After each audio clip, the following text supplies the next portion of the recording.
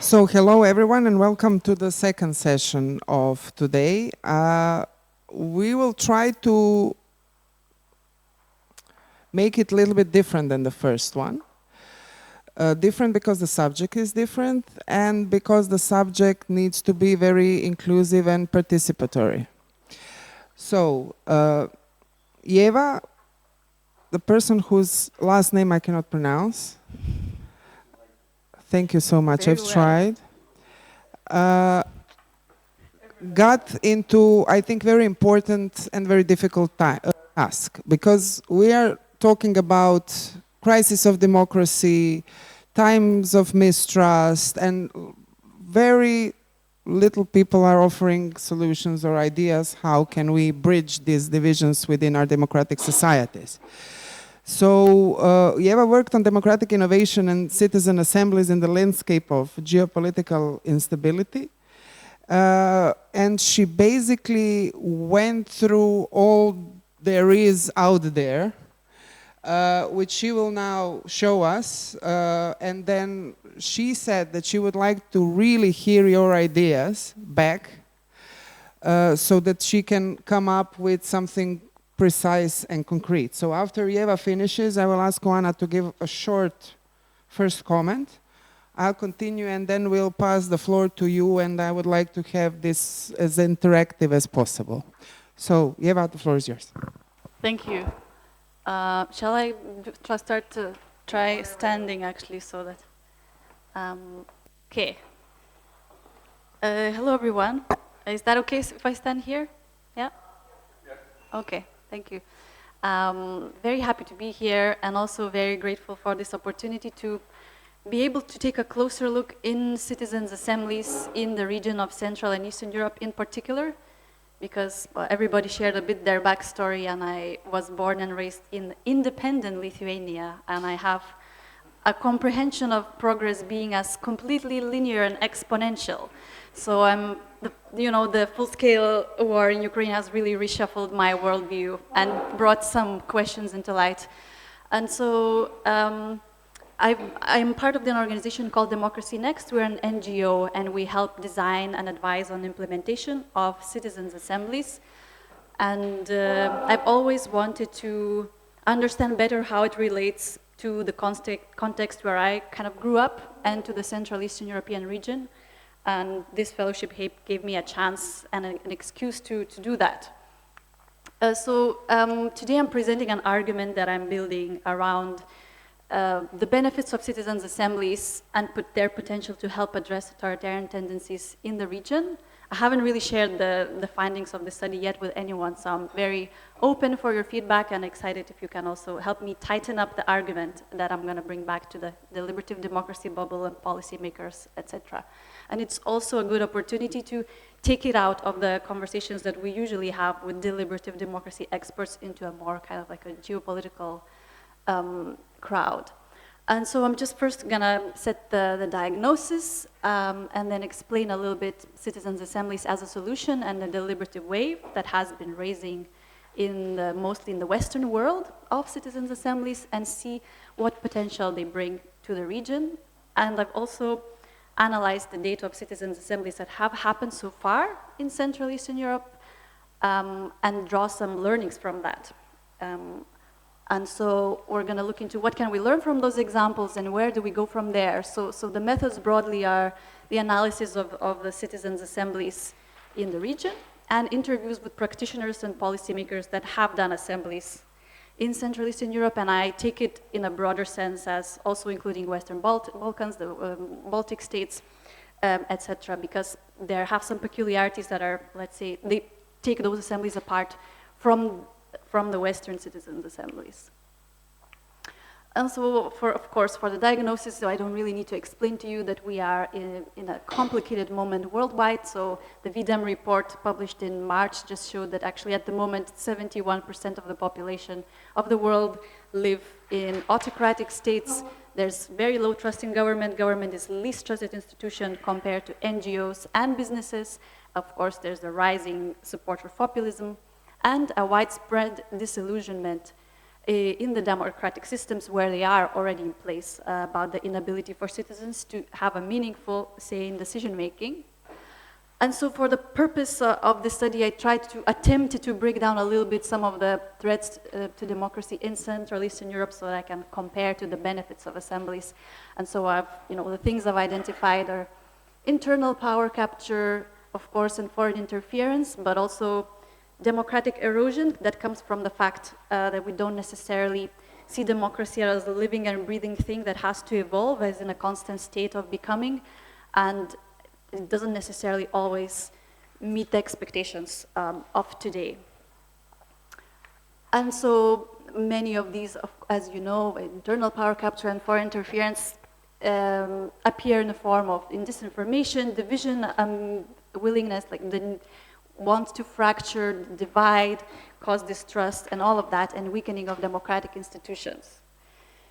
And compared to some of the Western democracies, we have some of the weaknesses specific to the context that are the young institutions, as well as limited citizen engagement and low levels of citizens' agency, feeling of agency, as well as elite-led and hierarchical political cultures.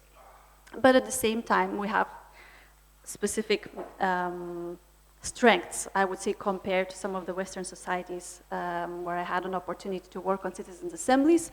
And those are a sense of kind of wisdom and alertness that come from lived experiences of illiberal regimes, and also openness in some places for innovation and willingness to make up for things for what we couldn't do in the past. So the question is, how can we tap in those strengths and into our collective intelligence to build stronger democratic institutions?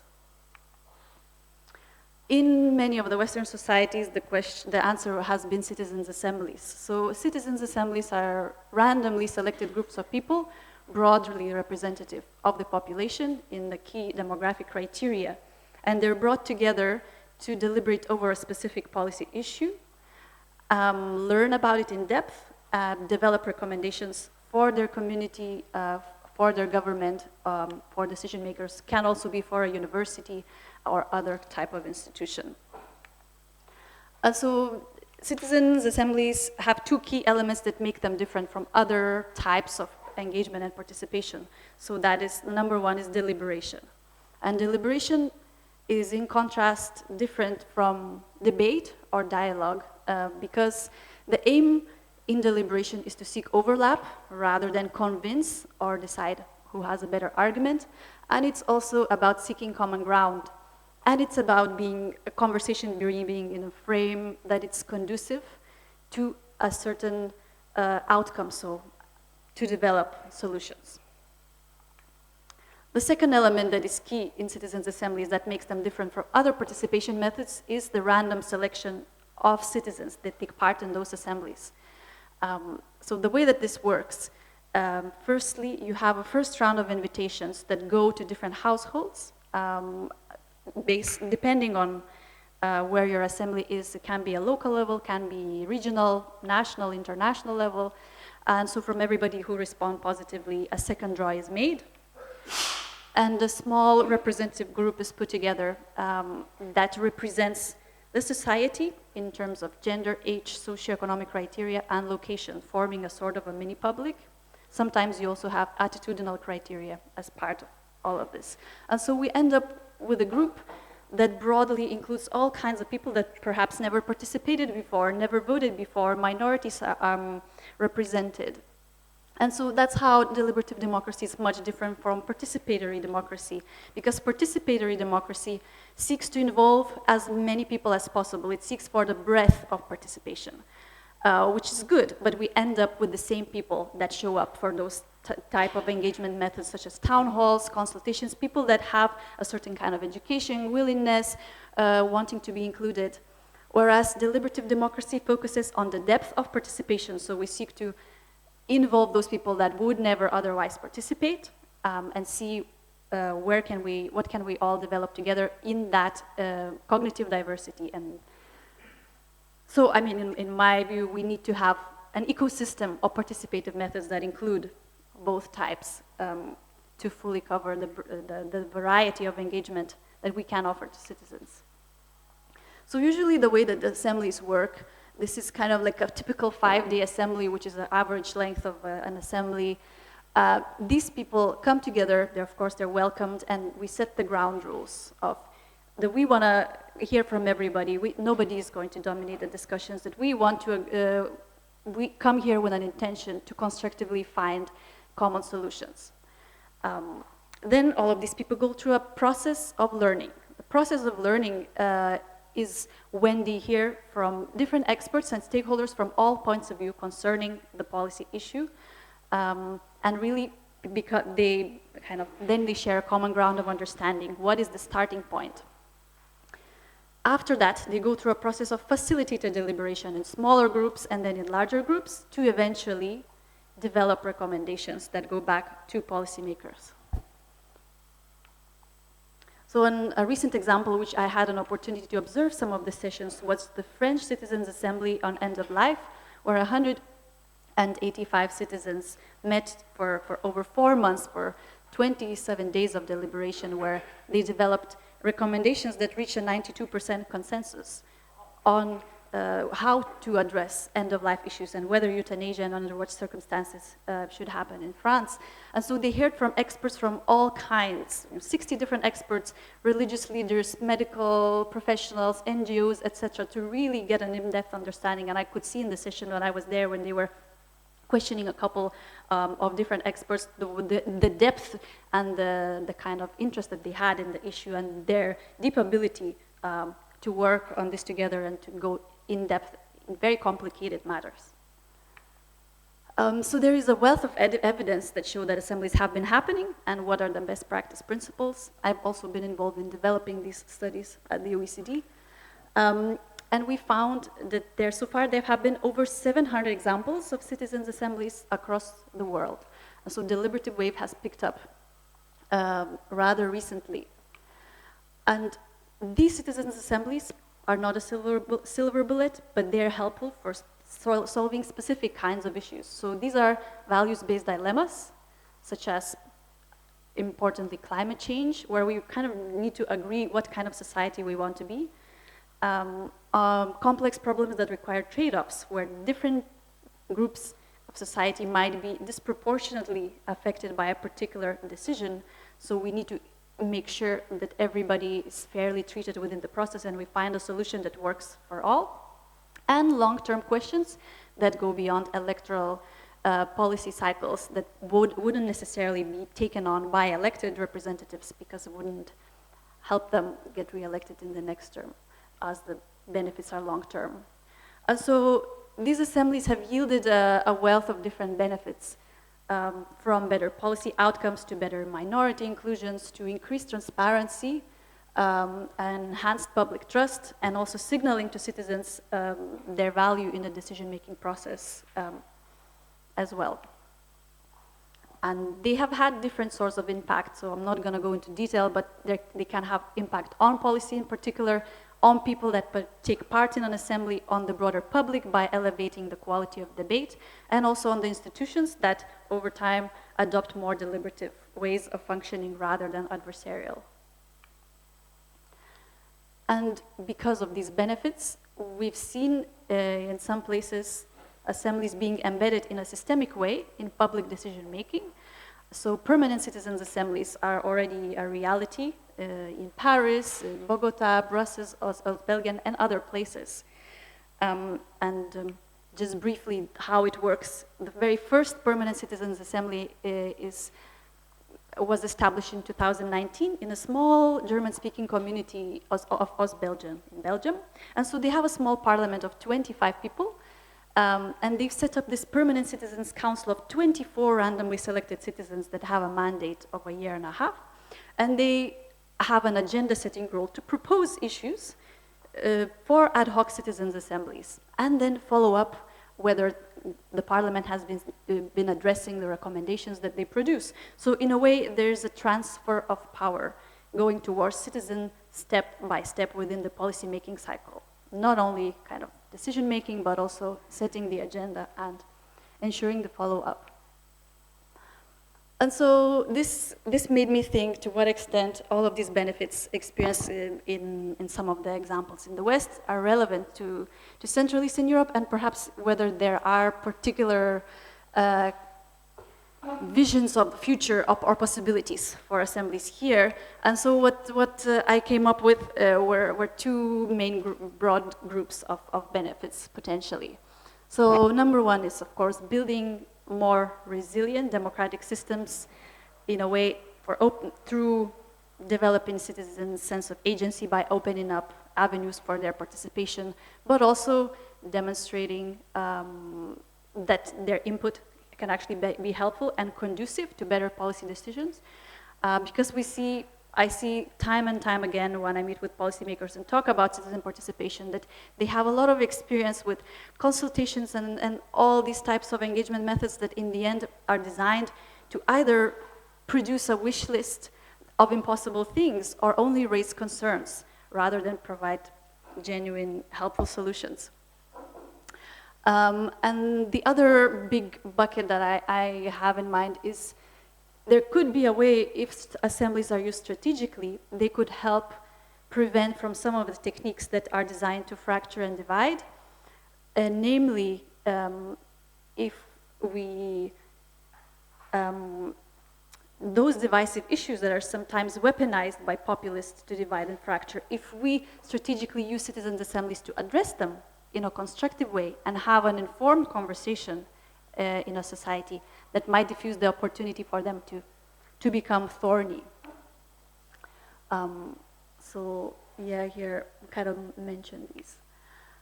And also citizens' assemblies have a potential to help reduce misinformation and disinformation. Because as citizens are presented with all of this evidence, like in the French Citizens Assembly, 60 kinds of different experts, they raise the quality of public debate if these processes are heavily communicated, mediatized, and this was the case in the Irish Citizens Assemblies on abortion that then led to a referendum where a very prohibitive agenda was changed and the constitution was changed to permit abortion in Ireland because of the, part of it was the results of the Citizens Assembly on the same question. And so now I just wanted to show some of the evidence that I've analyzed for this particular study. So I found that since 2016, we have a kind of a small deliberative wave emerging in the region. So there have been, or will be this year and the next year, 37 citizens' assemblies in total in the region. As I mentioned, this year is the year to watch for citizens' assemblies in Central Eastern Europe. And what is also interesting that this year, the number of different countries that are running citizens' assemblies in the region is doubling. So we see there will be assemblies in Bulgaria, Czech Republic, Kosovo, Latvia, Lithuania, Romania, Serbia, Ukraine, and many of them are very first time that these methods are going to be tried in these places. You can also see that Poland is taking the lead here, and also Hungary on the local level in implementing assemblies since 2016. Compared to the kind of the global, we have a bit more local citizens' assemblies, but also they take place on the national level, but it kind of makes sense because we perhaps these type of innovative approaches first, we want to test them on a local level before we trust them with the national level issues. What I also found is that environment is the issue that is most often tackled by citizens' assemblies in the region by far, but this is also in line with the global trends. So many of the assemblies that are, which I guess makes a lot of sense as well, given the kinds of issues we are facing today. Here perhaps I'll skip so we don't spend too much time, but one of the examples of the climate citizens' assemblies was the Citizens' Assembly in Poznan in Poland, where 65 citizens deliberated and developed recommendations on climate change for the local authorities. What is also very different from some of the Western counterparts is that 42% of assemblies in the region are funded by the European institutions. So from the European Parliament to the Council of Europe, etc., especially in the Western Balkans, and they're seen as kind of a sort of democratization efforts, which puts them in a very precarious state. But of course, as you do more assemblies and as they gain an understanding amongst society and policymakers how they work and the benefits they bring, we see public authorities start to fund them. So these are mostly in those countries that have been doing them for a while already. And I also find that that assemblies in the region are slightly shorter and smaller compared to the West, which relates also to perhaps a lesser availability of resources and wanting to test them out first. And I was particularly interested what are the context-specific issues that practitioners that take this change forward and enable these assemblies to happen in the region have here, and found that there are three groups of challenges. So number one is securing political commitment in elite-driven political culture, which is not really a surprise. There is also perceived lack of legitimacy sometimes, and risk of participation washing happening, where you would legitimize existing policy decisions through citizens' assemblies, and limited resources and capacity. And so for the case of difficulty of securing political will of doing such citizens' assemblies, practitioners have found creative ways of going around that, and actually the EU is particularly helpful in that sense, because it, by funding assemblies and by taking an important role in them and kind of attempting to uphold standards of deliberation, they lend some of the credibility to the processes and start opening up those spaces where that relationship can kind of slowly develop. And in terms of perceived legitimacy, of course, there is a very real risk that citizens' assemblies can be used in one way or another to influence public decisions or kind of participation wash, just like any other kind of democratic process or institution. And so we should be very mindful about that, especially implementing assemblies in places where some of the checks and balances provided by free and fair media, judiciary, civil society are not available to make sure that those processes remain transparent and unbiased. So just to wrap up, where do we go from here? If we want to do more citizens' assemblies in the region and kind of slowly build up the repertoire of tools that we have to penetrate some of the hierarchical political cultures, we need to find more resources for citizens' assemblies and build capacity, in particular of local organizations, to have those skills to run them. Ensure quality by promoting standards.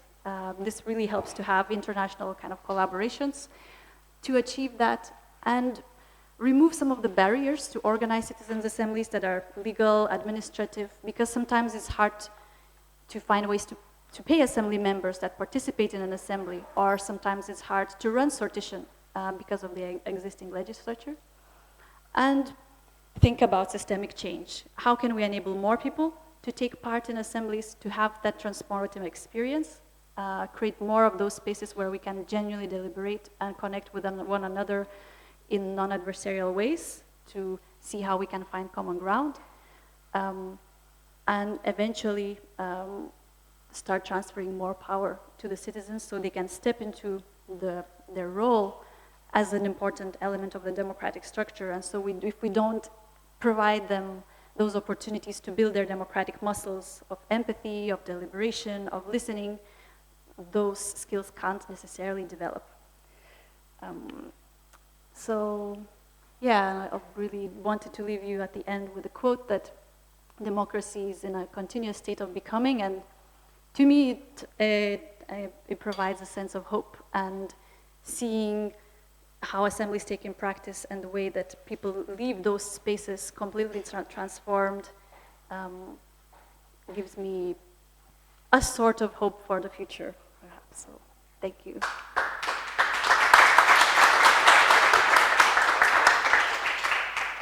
Thank you so much. You've showed so many things that we won't be able to cover everything, but my first question to you, before I pass the floor to Oana's comments, and then I open the floor to all of you, is you talked about basically citizen assemblies as one concept of democratic innovation in the landscape of geopolitical instability. You detected some of the challenges that are coming towards our democracy in times of geopolitical instability. But do you think that this kind of concept of strengthening our, what you say, democratic muscles, empathy, participation, can be enough or strong enough when the might is kicking our asses? In terms of, spreading disinformation, really, the enemies can act much faster than deliberative processes being designed and created. So do you see this gaining much more ground in times to come? Yeah, well, I mean, I think it's a legitimate question, and for the moment, of course, they're not sufficient whatsoever, but I think we have to start somewhere, and having met some of the people that took part in assemblies, they completely transformed their understanding of how democracy works. Sometimes they're like changed jobs, some of them became the mayors of their city, they become politically active and all of that, and that brings immense power and value, and I hope that by slowly opening more and more opportunities for people to do that, we can have a much more resilient society that steps into the deep feeling of the rights that they have and the responsibilities that they have. So, I mean, of course, it's not a solution against all of the democratic threats that we're facing, but I think it's an important piece of the puzzle. Citizen assemblies function if you have a right government? Yes. What can be their impact, or what happened with lottery chosen people deliberating on whatever subject there is in reduction of whatever reproductive rights, for example? Yes. So let's take an example of Hungary. So they have had quite a few citizens' assemblies, but on the local level. And I think it's quite an interesting way to strengthen the local bastion of democracy, whereas the national level politics might be somewhat different, but you're still building up that capacity, you're still building up that reservoir. So I mean, I wouldn't necessarily trust a citizens' assembly organized by a far-right populist regime. I think that's not to be trusted. But usually what we aim to do is to secure cross-partisan support for any assembly that is taking place, to make sure that then the recommendations are taken up and taken forward and implemented. One of the possible scenarios you've mentioned is overall systemic change within democracy. I remember 10 years ago, it was February 2014, Bosnia and Herzegovina was the first country where citizen assembly took over one city of Tuzla, and the citizen assembly ruled the city of Tuzla for a couple of months, which was a sign of complete frustration of living in a country with, complete deadlock after the war and political system in which you cannot move from these national divisions. So, which you described as, fight against authoritarianism, I think this is maybe important to have in mind. Oana, the floor is yours. Now, I know that you're skeptical of certain concepts being presented here, so we need a devil advocate. And that I'm going to be. That's because, I mean, to contribute to the deliberative quality of this discussion, let me start by saying I'm a big believer in the fact that we have a representation gap. It is at the root of a lot of the far-right, radical, nationalist move that we see, and we clearly face a situation where citizens don't feel represented enough.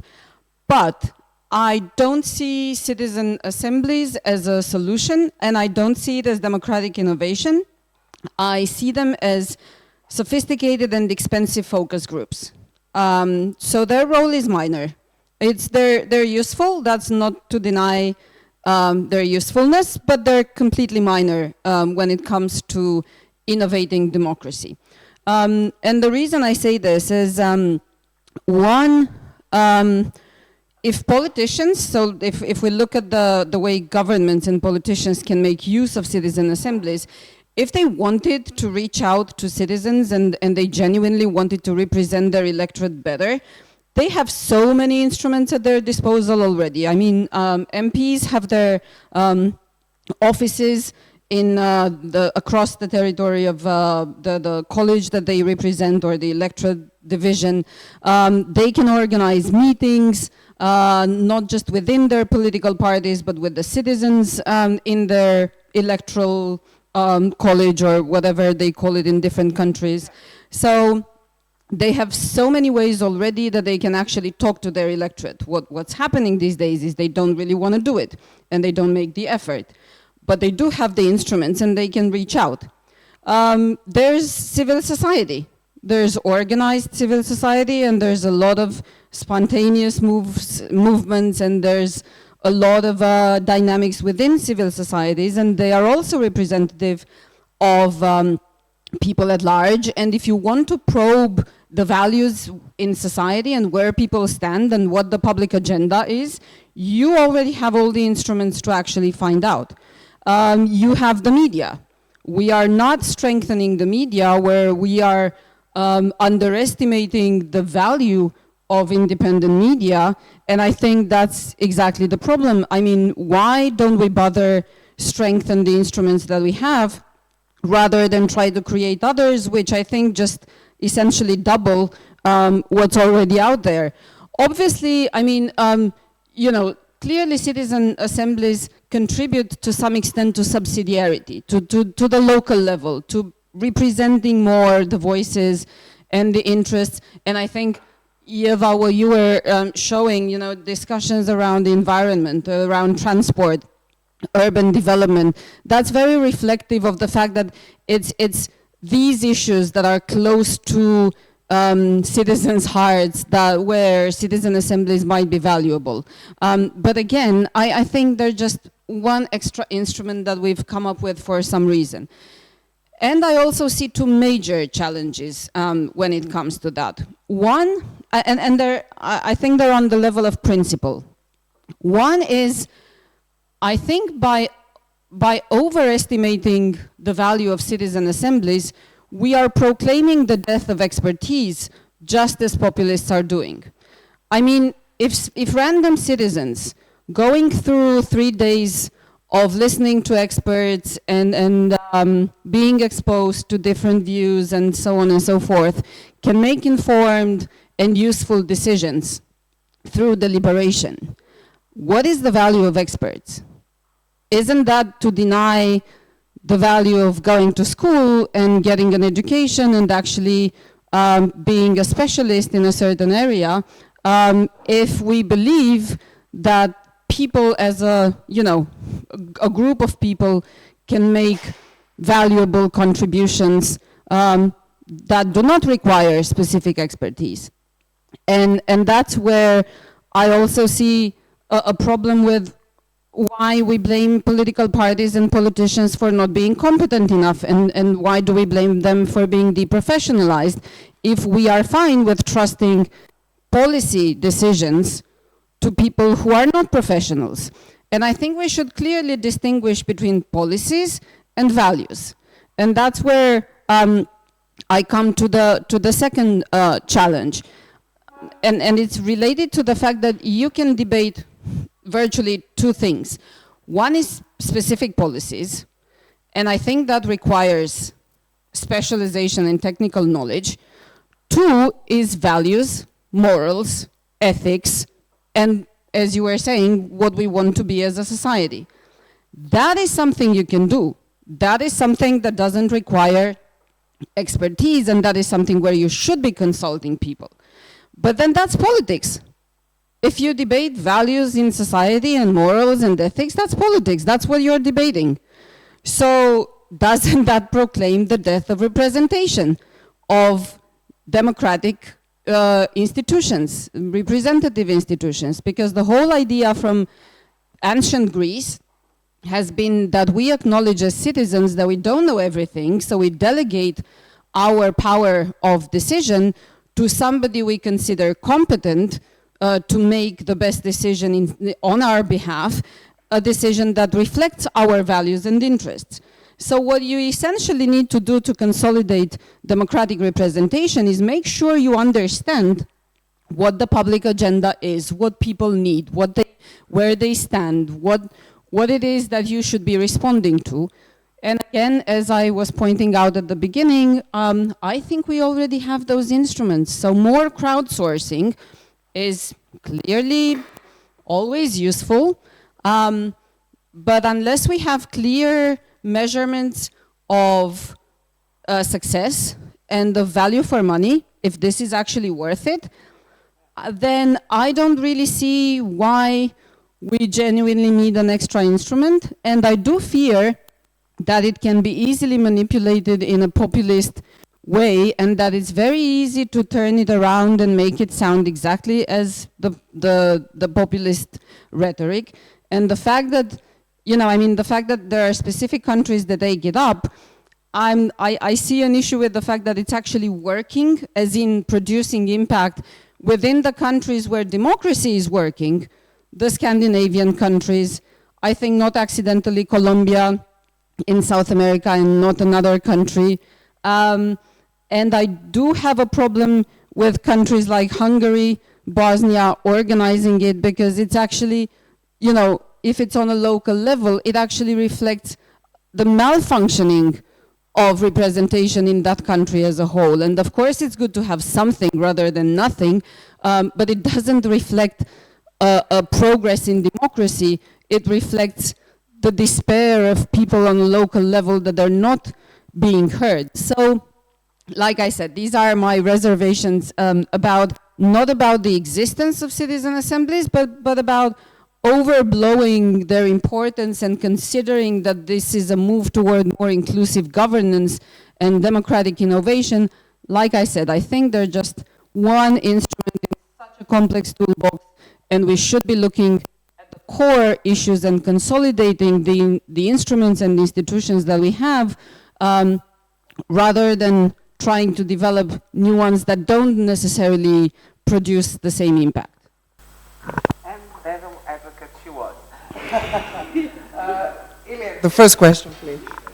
Heather, the second. Alberto, the third.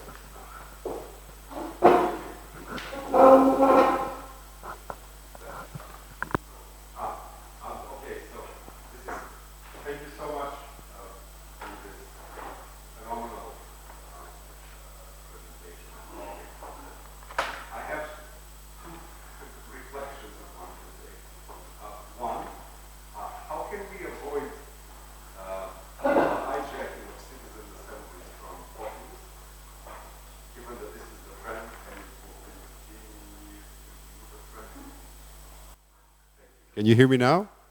Yes. Thanks. So is there a way that we can ensure that citizen assemblies are not hijacked by populists? And second, given that dystopian scenarios are becoming increasingly a reality, what if 5 decades from now we have an authoritarian globe, but the trade-off is let's have citizen assemblies with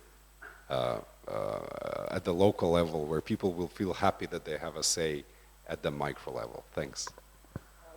Enough time, so we won't be picking 5 questions. We'll answer one by one. So, because I want you also to reflect to Oana's comments, so we can combine these two. Please.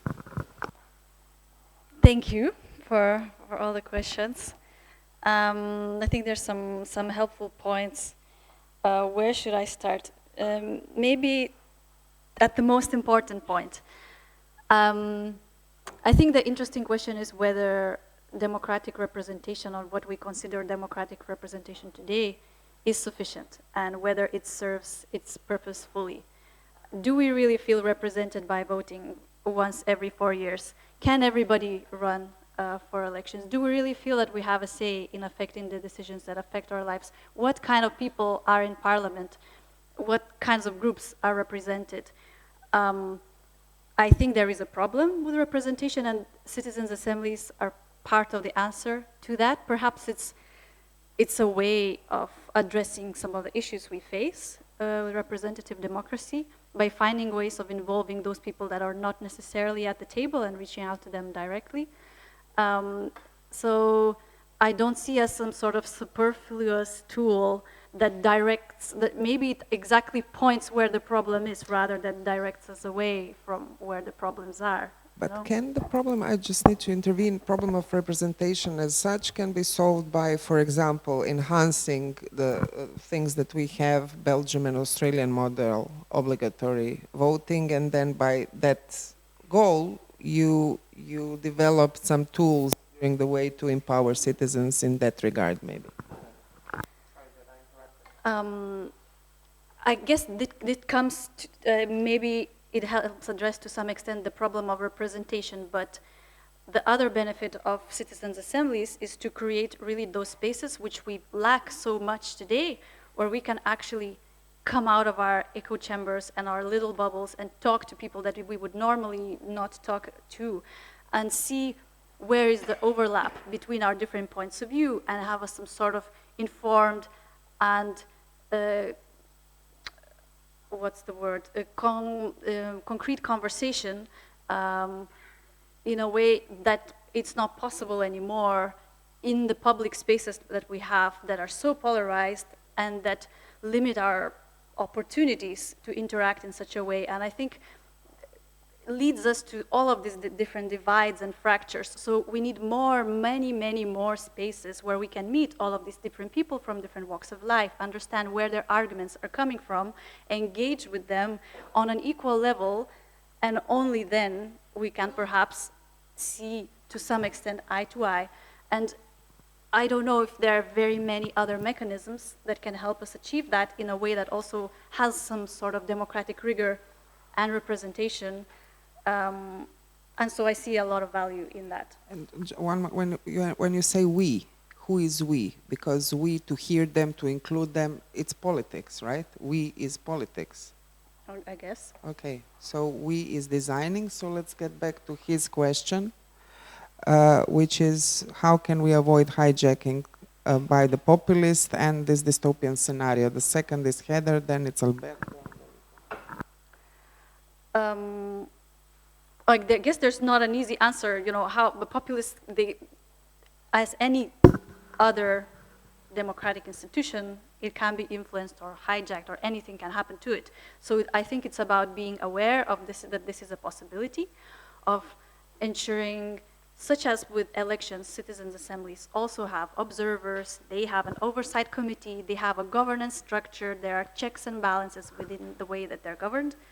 And so if that is implemented in a transparent way that is in line with, you know, what we've learned about assemblies over the past 40 years, we can ensure that, you know, a specific process was kind of transparent and consequential, etc. However, you can never know how then the different political parties that wouldn't necessarily be on board reframe the results of the assembly in the media or try to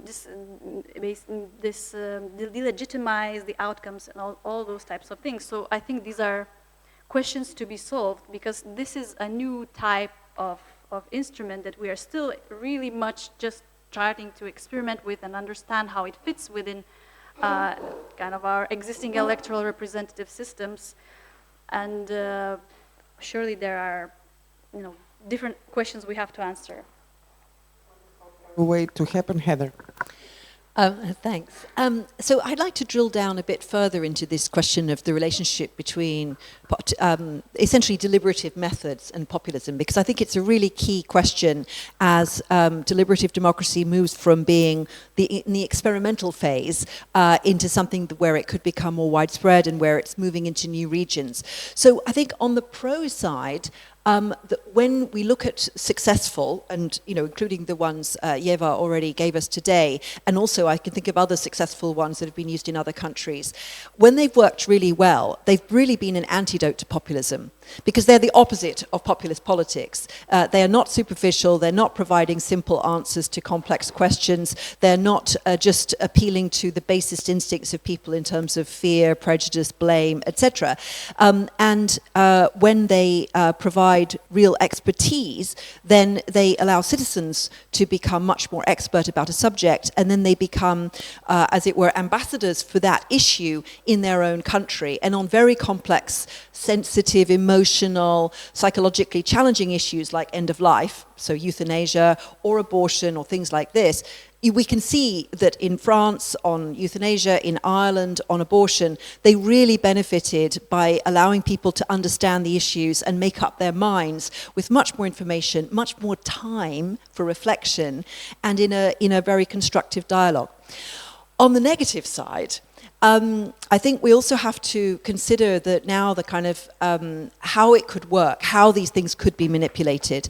And I know there was concern, for example, when the Commission ran this, in my view, not terribly useful, but Alberto may have a different view on this, set of assemblies through this conferences on the future of Europe thing. They were really worried that Fidesz was going to completely manipulate the ones in Hungary by providing Fidesz experts on various issues who essentially gave a propagandistic line rather than a balanced set of evidence and so on. So it does matter enormously who is running the thing, how well it is run, and the Bertelsmann Stiftung, who've done a lot of funding in this area, have come up with a very important conclusion that if deliberation is run badly, it's actually worse than not doing it, because people get disillusioned and citizens won't participate in these things in the future.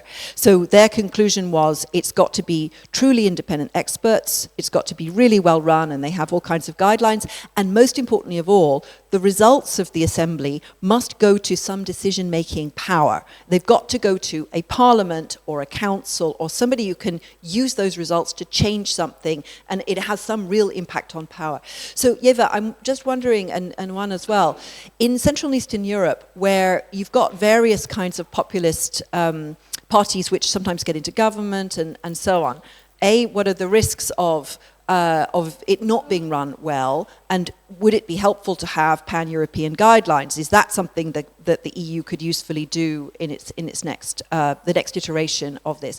And secondly, in the Central East European context, what are the key issues on which deliberation would be most helpful? So in Ireland on abortion, because of the role of the church in the past, this was really helpful. In France on euthanasia, also with given their healthcare system, this was a really good issue. It's no way deliberation is ever going to take over from representation in presenting party programs and those elements of democracy. But on specific issues, it's really good. But what are the sensitive, difficult, emotionally complex issues on which this could really illuminate and help people to decide in the countries that you know best? Thank you.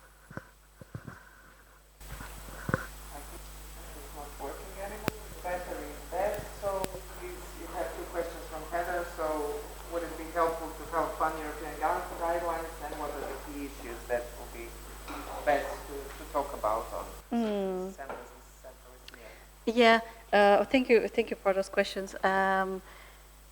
Indeed, so there are good practice principles developed by the OECD, and I was part of the team that developed them on how to best run citizens' assemblies. There are kind of 11 principles, and as you mentioned, some of them are like connection to decision making. There's also impartiality of the organizers. There's also protection of kind of people's data and identities. There's small group deliberation, representation, breadth of information, all those types of things. And we see that the conference on the future of Europe as well has not necessarily fully followed all of that guidance. So I have a rather skeptical view of some of what happened there. And so what I'm seeing in terms of Europe, Western indeed, the quality of processes run is substantially lower. And so that is something that's a little bit worrying. That's why we need more resources and ways of sharing those practice practices, because we see that assemblies are increasingly more and more taken up, so that's going to happen. But along with that, how do we actually mitigate any kinds of difficulties that the low standards and lack of independence may pose and create in those circumstances? Key issues. I think that's actually a very good question. I would be curious to hear from some of you as well. What would you consider are some of the key issues? I think maybe in Lithuania would be interesting to discuss civic preparation and resilience against the war in Ukraine, and the different policies that were taken on to prepare for any eventual risks, because I feel it's kind of a divisive issue. So that would be the one I would say. So then I saw Christoph's hand. Who else wanted to ask after Christoph? Piotr. Thank you so much. It was very interesting and to see how you were dissecting the pros and cons and giving you a bit of the state of the art when it comes to citizens' assemblies, how they're spreading, perhaps falling victim of their own success in a way. I think a lot of contestation, a lot of skepticism generated by these assemblies revolves around the question of their power, of their decision-making power. Should they remain an aid, yet another source of advice for policymakers, which is the dominant understanding, that's a reality across most of those experiments, or they should rather gain some decision-making power? And I agree with Eder that the legitimacy and acceptance of those mini-publics will very much depend on gaining some forms of decision-making that make them somehow relevant in the impact they might have on people. At the same time, when you start trying to measure the success of citizens' assemblies, it's very difficult to identify a clear parameter of success. So when you look at the Conference of the Future of Europe, I'm also not necessarily very enthusiastic about how that process went and the outcome it had. If you take a mid-long-term view, so you don't look at the short-term impact that that conference had, you immediately see that that experiment was capable of generating ideas, processes that are now, after 2 or 3 years, getting into the political manifestos, getting into the political programs at local, national, European level. So there is potential, but the question is, you know, what is the timeline we take to measure their success? And in those circumstances, there was no legal mandating power. There was nothing that obliged the European institutions, which in reality, they turn a blind eye to those recommendations, formally speaking. But then de facto, they're penetrating. And you know, my best example is always this proposal that came out of the Convention Clément, the climate convention in France, that says, well, if you can fly from city A to city B, if you can travel from point A and point B by train in less than 3 hours, then that slot should be banned. You cannot fly. Well, this is really spreading across political programs all across Europe, well beyond France. In France, they make it, but it's actually very high in the agenda. So this gives you a bit of a sense of the challenge there. How do you define the power that does? So my question to you, based on your experience in Privilege Observatory, Ieva, should citizens' assemblies remain an additional source of advice, or should rather gain some depth in decision-making? In the affirmative, how much? And second question, which is very neglected, should the Citizens' Assembly gain some autonomous decision-making power? What role, if any, interest groups, civil society, special interest groups, meaning other stakeholders which are external to the Citizens' Panel, should actually play? Are we going to be expecting some consultation run by the Citizens' Assemblies in order to gain more voices? Because their decisions will then affect the policy making. So also from a constitutional perspective, it would be very difficult to insulate citizens' panels from the interest representation coming from industry, civil society, and other groups. And this is, as you know, a very neglected issue, but very relevant and important when moving the Citizens' Assembly to the next level. Thank you. Thank you. Shall I answer now? Yes, that's an interesting question. Should they have more teeth or not? I think it depends very much on the context. So I think, for example, in Belgium, where we already have like 3 different forms of permanent institutionalized citizens' assemblies, one of them in the mixed deliberative committees of the Francophone Brussels Parliament, the other one, the Ostbelgen, that they have also a permanent citizens' assembly on climate that 100 randomly selected citizens deliberate one issue around climate, and then they set the agenda for the next 100 randomly selected citizens group to follow up with that, to continue the exploration. So I think in those environments where we have tested and tried that assemblies can work and they can develop very reasonable solutions and are a very valuable resource, I think they should gain more power. The question is how much?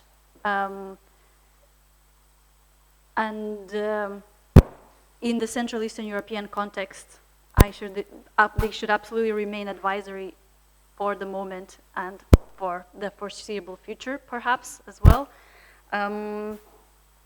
The question about autonomous decision-making, I don't know, because then in a way we create a completely separate, another representative body, and we have to figure out what are then the different connections and the checks and balances and the implications on those for the larger political system.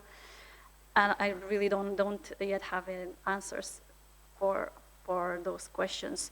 But I think it's something that develops gradually. So all of these, like we are at the moment where we see these permanent assemblies pop up in different parts of the world, and in every context they're like a little bit different, the way that they function, the kind of role that they have.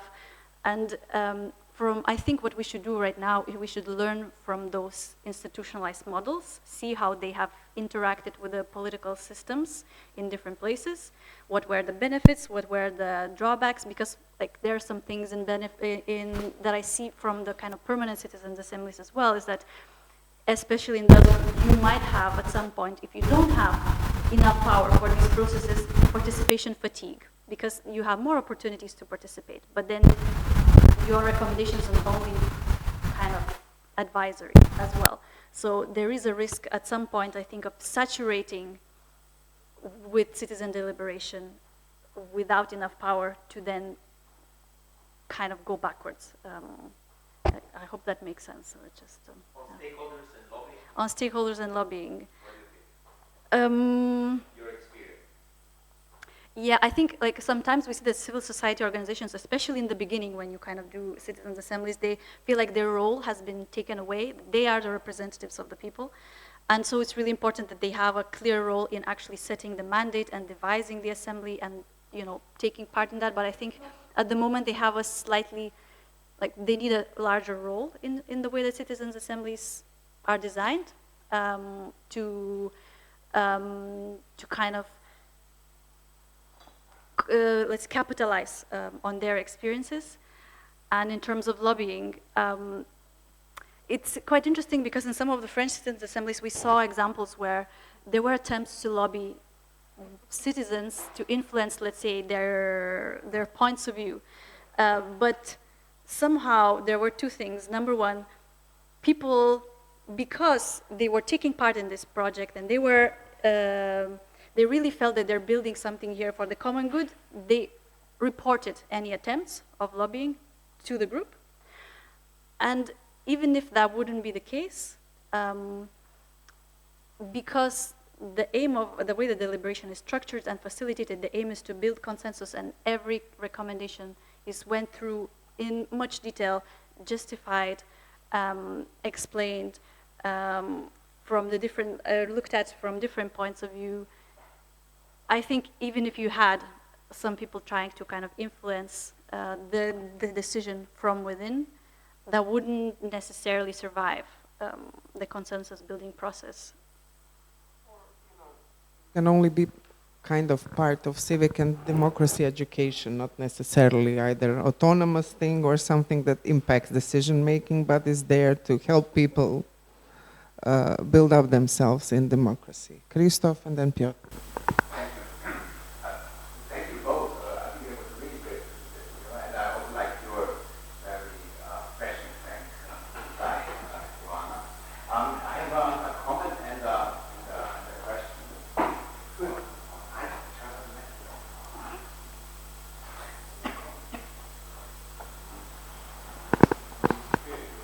Just keep going for go with this.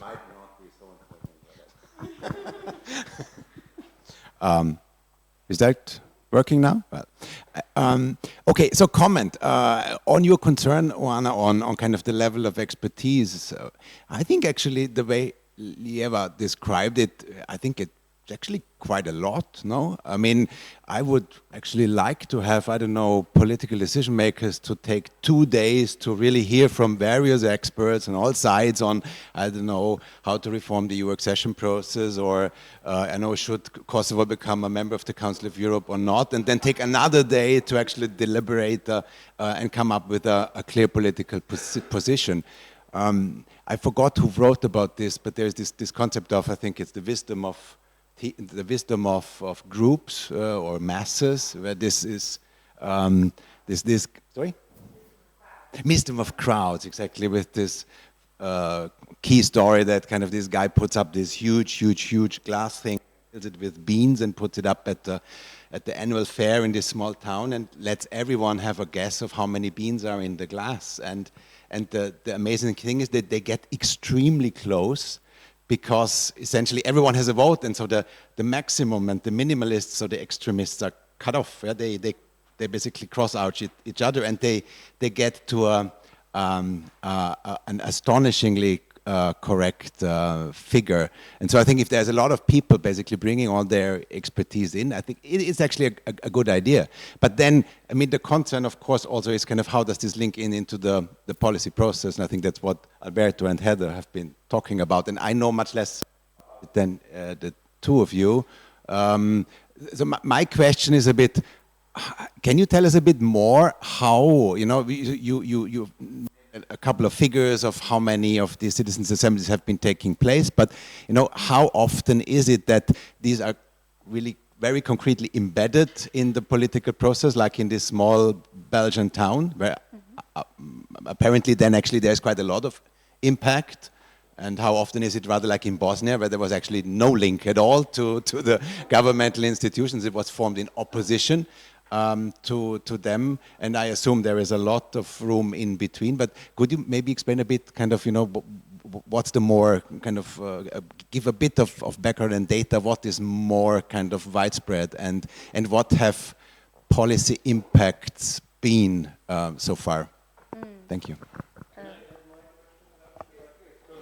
Exactly in the same direction, because I'm also interested in the link between, you know, deliberation and policy impact, and how to basically ensure that that the people participating in these deliberative bodies have the feeling that it brings anything, and because this is the only incentive for them to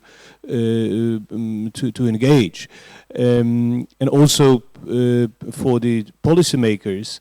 A institutional arrangement which makes sure that these deliberative mechanisms have some say is probably a prerequisite for them for treating these bodies seriously. So basically, following up on that, my question is also a little bit about your theory of change. You know, how to basically bring it about that we get a reform of our democratic system, so that these deliberative instruments are significantly strengthened. Because my understanding is that there are two ways basically to achieve that. The one is bottom up. So basically we go for as many citizens panels as possible and grassroots kind of movement that and try to exert pressure from basically bottom up on the policymakers, on the political elite, or that we go through the representative system and try to, I don't know, reform introduce some reform of the political system, so that these citizens' assemblies become kind of institutionalized. But then there could be a kind of a vicious circle, because the representative democracy would have to accept that it would be less central to the democratic system than it has been so far. So I mean, so that's why my question: how would you envisage, you know, the process of achieving basically this step towards a more deliberative democracy as a, you know, substantive or the main part or main element of the political system. Thank you. Shall I? Yeah. So maybe I'll start with that then. So the over 700 examples of assemblies I talked about, they are all initiated by public authorities. So they all had impact on the policy-making process. So that means they were funded, usually by public authorities, sometimes with some other external funders. And so they all committed to consider the recommendations. So the commitment from policymakers are, we want this question, input on this question from society. We're gonna give you all you need to deliberate. You're gonna give us recommendations. We're gonna have, let's say, up 1 or 2 parliamentary debates, such as in Belgium, for example, and we're gonna respond about each of the recommendations. We will implement it or not and explain why. And on those that we agree to implement, we're gonna follow it up with regular kind of progress reports. And for the data of the 700 examples, once I was at some point gathering that data, so around 65% of recommendations have been taken up. The Citizens Assemblies produce, basically. So I also think it's not bad. Sometimes it's hard to find the kind of, sometimes it happens that there's a change in government and then they kind of drop some of those recommendations or they don't really continue following up on that process. But most of the time, because they are the ones initiating the assembly, they have the incentive to also make use of their investment.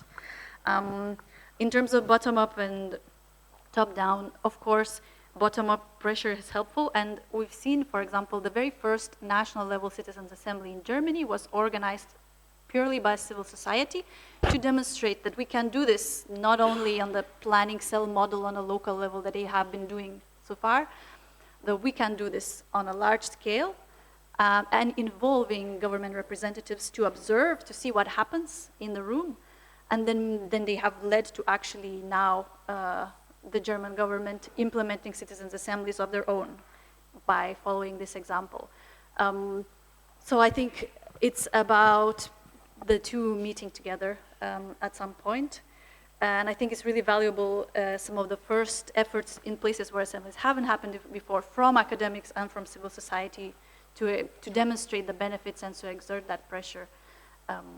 Yeah, but ultimately, I think more impact we can have by working with public officials and bringing to them the benefits of citizen assemblies, making them understand how it works and how they can actually help them achieve their different policy goals and aims, and how it actually works in their favor. And from what we've seen so far, that actually does change the way they think. So in the Ost-Belgian example, I've spoken to the members of that small parliament about the impact of having this kind of second chamber in their democratic system.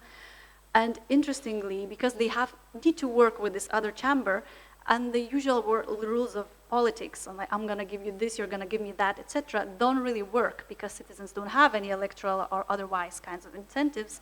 They had to learn to cooperate in different ways with those citizens, but also amongst themselves. This had a kind of a spillover effect in a way that the parliament itself is functioning. That became, kind of evolved their political culture. So I do see some of those signs and seeds as well of how they can transform some of those political cultures that are present today that are not necessarily conducive to best outcomes. Oana will have a comment, and then the last question goes to Ben. So to go back to and try to kind of lump together a few of the questions that were raised. Look, I mean, I think clearly we are not properly represented. So I will repeat what I said in the opening of my comments. We do have a huge representation gap.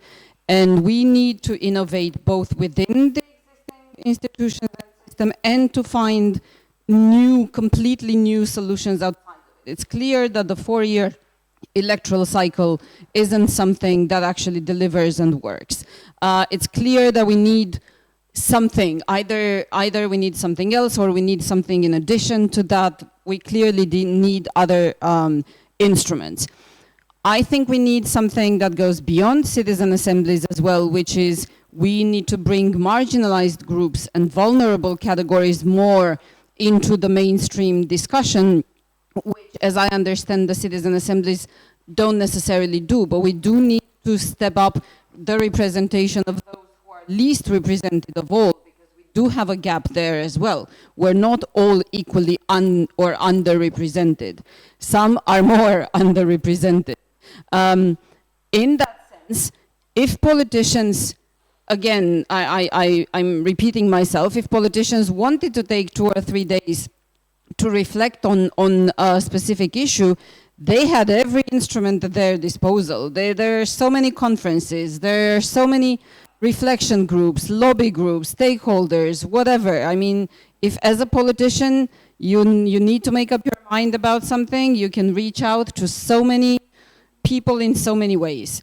From that standpoint, if we can reform our system to institutionalize this kind of consultations, to kind of force politicians to be exposed to these wide-ranging views because they're lazy. I mean, frankly speaking, we wouldn't normally have to reform anything because, like I said, they do have it at their disposal.